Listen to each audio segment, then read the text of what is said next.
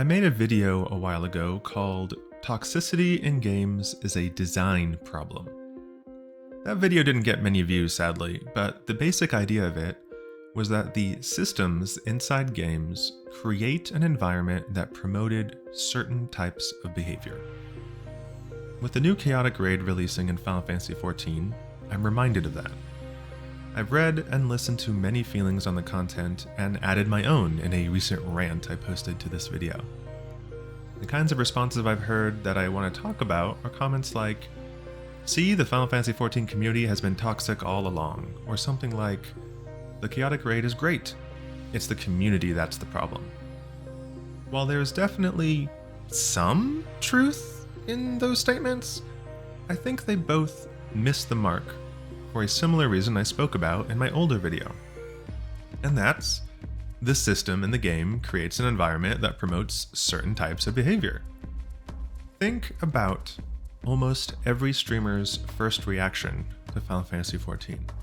They create a new character and go through the MSQ with viewers cheering them on and helping them do dungeons and whatnot. They're typically impressed with how good-natured and welcoming everyone in the game is.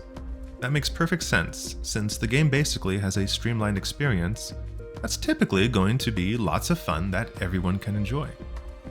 Now, compare that to the first impressions of another game, like some kind of MOBA like League of Legends. You play a match and end up feeding the opposing team into a huge lead, and all of your teammates start slinging racial slurs at you.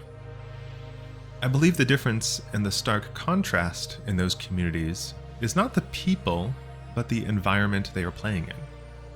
If you put all those nice people from the MSQ stream into a League of Legends match, you will likely have some rude encounters.